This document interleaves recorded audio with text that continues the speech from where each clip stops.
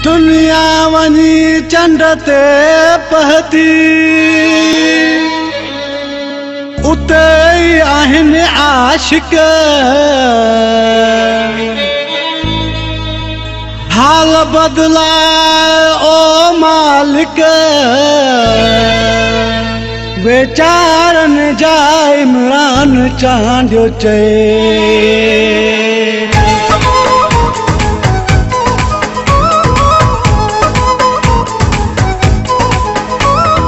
दुनिया वनी चंड ते पहती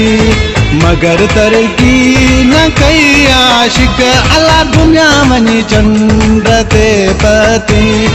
मगर तरक्की न कई आशिक लटा लीड़ू फकीरी हाल में आहिनि हड़ई आशिक अल्लाह दुनिया वनी चंड ते पहती मगर तरक्की न कई आशिक अल्लाह दुनिया वनी चंड ते पहती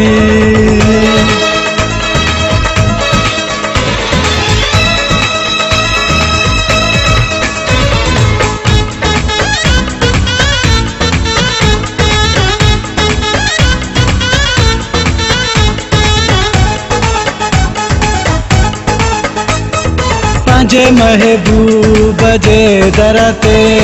सुकन गर्मी हुजे सर्दी अल्लाह पंहिंजे महबूब जे दर ते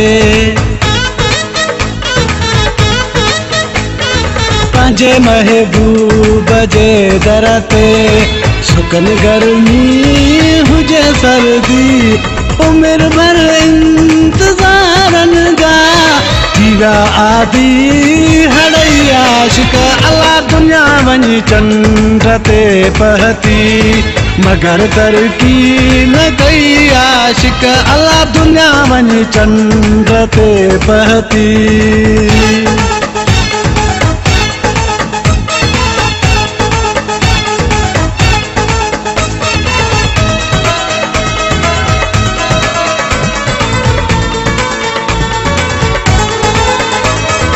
कमाई कुर्ब जी कनि था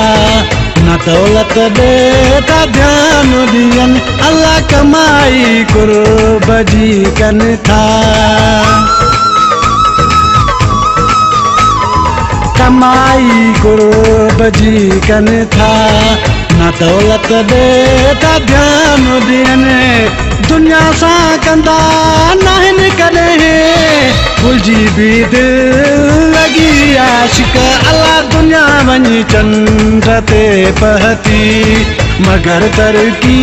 न कई आशिक अल्लाह दुनिया वनी चंड ते पहती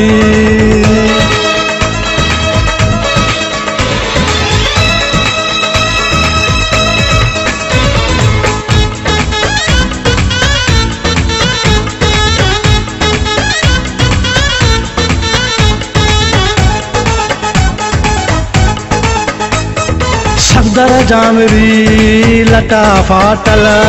मिट्टीअ ते कई ॾिसंदे तूं सुतल अल्लाह सफदर जामरी लटा फाटल सफदर जामरी लटा फाटल मिट्टीअ ते कई ॾिसंदे तूं सुतल दुनियादारीअ खां कटियल ॾिसंदे सादा ऐं सचा सरू गई आशिक अल्लाह दुनिया वनी चंड ते पहती मगर तरक्की न कई आशिक अल्लाह दुनिया वनी चंड ते पहती मगर तरक्की न कई आशिक लटा लीड़ू फकीरी हाल में आहिनि हड़ई आशिक अल्लाह दुनिया वनी चंड ते पहती मगर तरक्की न कई आशिक अल्लाह दुनिया वनी चंड ते पहती